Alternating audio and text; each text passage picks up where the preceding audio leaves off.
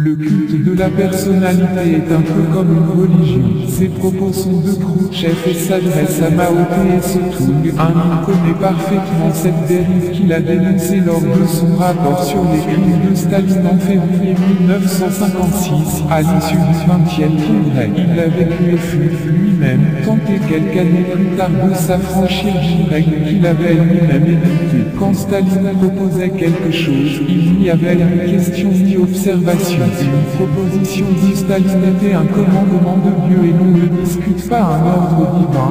Staline avait une certaine aura, à défaut de charisme personnel et l'on avait peur de lui. La problématique est de savoir si le culte qui lui était voué fut seulement le résultat d'une propagande qui fit de son image unique ou bien la consécration d'une autorité réelle que le peuple soviétique reconnaissant lui a dédié à la suite de circonstances extraordinaires, notamment la victoire mythique sur le Troisième Reich, car il y eut bien un culte de Staline et celui-ci franchit largement les frontières de l'URSS. Il fut si profondément ancré dans les esprits que le rapport de Nikita Khrouchtchev eut un effet dévastateur en ébranlant de manière violente la foi qui lui était vouée. Au même titre que l'idéologie nazie a généré le culte du chef, les dérives d'un régime totalitaire, comme l'explique Hannah Arendt, il y eut un culte du chef dans l'idéologie soviétique et le plus bel exemple, celui qui nous paraît être la plus belle contrepartie à ce que fut le culte du Führer, est le culte de Staline, celui du VOGB. Notre propos n'est pas de nous interroger sur la pertinence ou sur l'inéluctabilité du culte du chef dans l'idéologie communiste,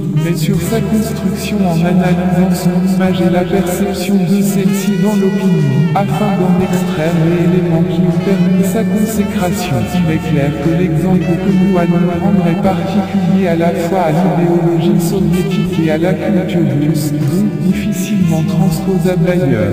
Nous verrons que l'évolution tant du processus que de sa perception dans les mentalités a suivi un cheminement spécifique, que ce phénomène a été le fait d'une volonté politique tout autant que le résultat d'une interprétation à la lumière d'événements et de circonstances et que cet ensemble nous offre un éclairage intéressant de ce que peut être le culte du chef.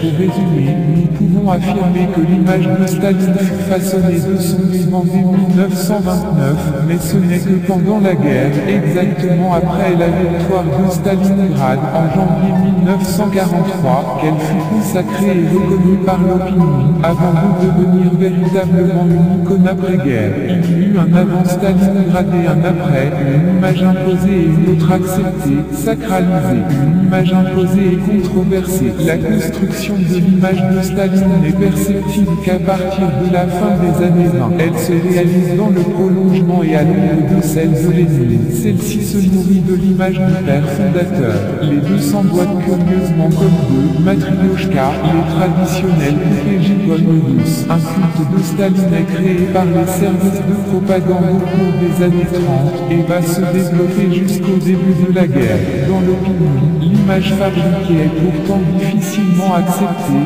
comme en témoignent certains rapports de police. De l'image à l'icône, le façonnement du culte du chef. Selon certains historiens, le premier lien politique établi entre les deux images, celle de Lénine et de Staline, apparaît en 1925 et 1926 à l'occasion de l'apparition d'une affiche consacrée à un projet de monument dédié à Lénine Fédé, acier et du granit. L'artiste est supposé avoir fait un jeu de mots sur le thème de l'acier, dont la traduction dit Stal sert de racine de Staline, mais ceci reste encore du domaine de l'anecdote et de la supputation.